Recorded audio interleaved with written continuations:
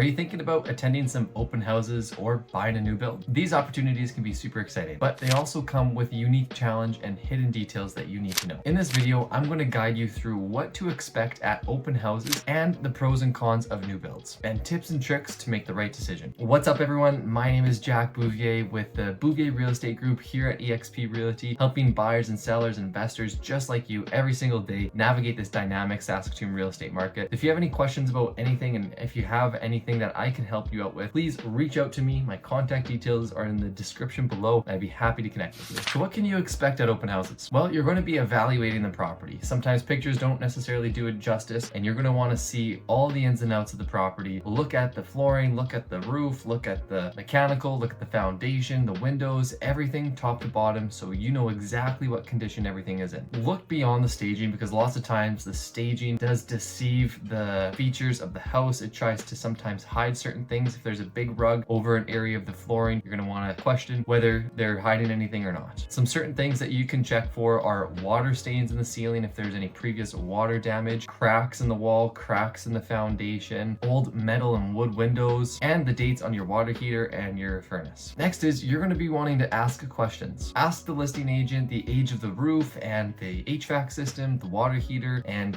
if there's any water damage in the foundation at all. Has there been any recent upgrades or renovations? Has the seller recently changed the windows and took advantage of any grants to make the house more energy efficient? And see if there's any issues that have been disclosed by the seller. Lots of times you can ask for what's called a property condition disclosure statement, where the seller will disclose all known deficiencies of the property, so you are knowing what you're getting yourself into. Another thing is just by understanding the buyer competition. Open houses attract lots of buyers, so having a plan in case that there is a competing offer. If there is 5 people in that open house, assessing their interest level and seeing if they just walk in, walk out, or if they're asking a lot of questions to the listing agent as well. If it seems like there's going to be multiple offers, hopefully you have a buyer's agent representing you at that time, so you can make sure that you're properly taken care of and you can position yourself in the best position to actually get your offer accepted. Now, when it comes to new builds, there's lots of pros and cons. The pros are obviously it's a custom new house. You got to customize the finishes to your liking. That means you got to choose the flooring, the backsplash, the countertop color, and the cabinet color, and all the certain layouts if you want a room a certain way or a double sink vanity, any upgrades that fit your preferences. And next, they're more often energy efficient, as lots of builders come with modern energy efficient systems and appliances and grants to make those builds, so you're going to have a more energy efficient house. And another pro is that there's less maintenance, as lots of new homes typically are up to date on the day that they're built. Obviously, you're not going to have to worry about any repairs or big expenses on the roof or the mechanical, since those have been all obviously brand new. Some of the cons of these new build homes are the initial upfront costs. If you want to do lots of customization and lots of upgrades, those additional costs can add up quickly. Also, you might have to wait for longer periods of time to actually take possession of your new build house, since they do take a while to build and actually take possession. So by the time you talk to a builder and take possession of your house, you might be waiting a full year to actually move into that house of yours. And lots of times too, with construction and the weather and contractors and everything, there might be delays as well, so be expected for that. And lastly, there are sometimes some hidden costs depending on which builder you work with. You want to make sure that you read the contract thoroughly and that there's no misunderstandings of what you're paying and why you're paying for it. Some costs such as landscaping or fencing or appliances might not be included in the base price, so just by getting those certain things added on, it can add up quite a bit. So making sure that you have all your boxes checked off. How do you vet a builder? Well, as we live in an online technological era, you can search up the builder and see if they have any history, any sort of marketing online, what sort of reviews on Google and other platforms have people been saying about that company, and how many homes do they typically build? How big is their company? Are they a franchise? Are they just local to your market? Understanding those details are very crucial to know. And another way to vet your builder is by simply going to the sites and going to the projects. Obviously, with their approval, if it is mid-construction and there's wood coming over the beams and all that stuff, you got to make sure that you have the proper PPE, but they're most likely not going to allow you on site if they are in mid-construction. However, you can certainly go drive by and see what the project site is like, if they're being very professional or if they're just kind of like half-assed doing it, what their contractors are like. So it gives you a good idea of what kind of building company they are. Some tips on working with those new builds and actually going to open houses are by having your own real real estate agent representing you. As lots of times in these situations, the builders and the listing agents at the open houses or the sales representatives are working their butts off to sell their product, their house, their listing. So as a buyer, being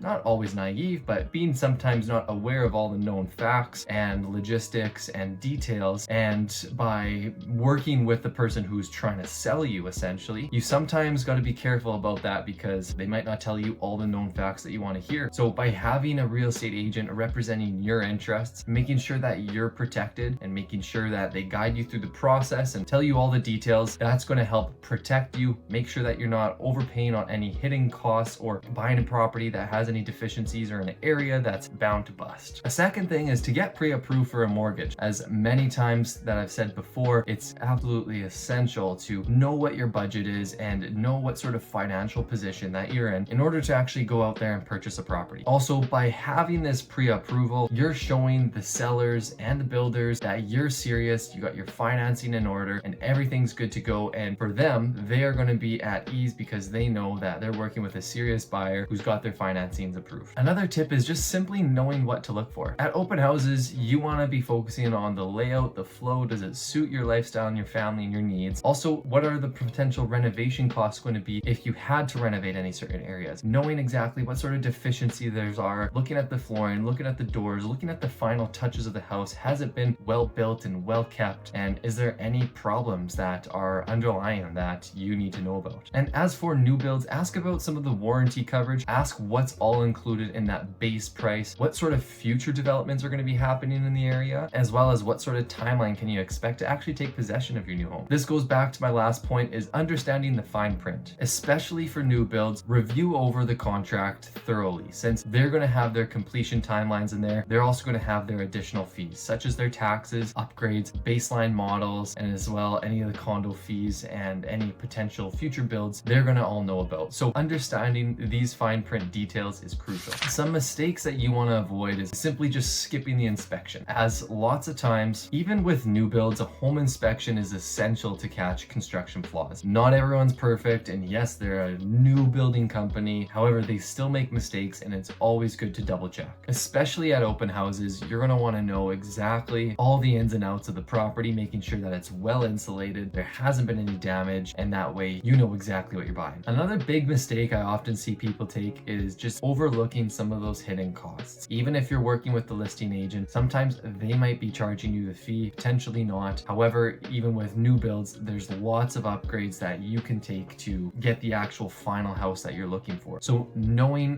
what's all involved, what sort of costs are associated, whether you have to pay for anything extra on top of what you originally thought, just asking yourself these questions and making sure. And lastly, try to avoid making emotional decisions, especially if it's a house you fall in love with. You want to make sure that you're still sticking in within your budget, it's not overstretching you, and it's not going to be a regretful decision down the road because of some sort of development happening in the future or a specific feature in the house that you thought you would have liked, but a couple years down the road you don't like anymore. Whether you're exploring some new builds and open houses, being prepared is key to having success. By understanding this process, asking the right questions, and having the right team on your side, you can make well-informed decisions that fit your goals and budget. If you have any questions or need guidance at all with this process, I'd be happy to help out however I can. Just shoot me a message. All my contact details are below, and I'd be happy to help you out with achieving your real estate goals.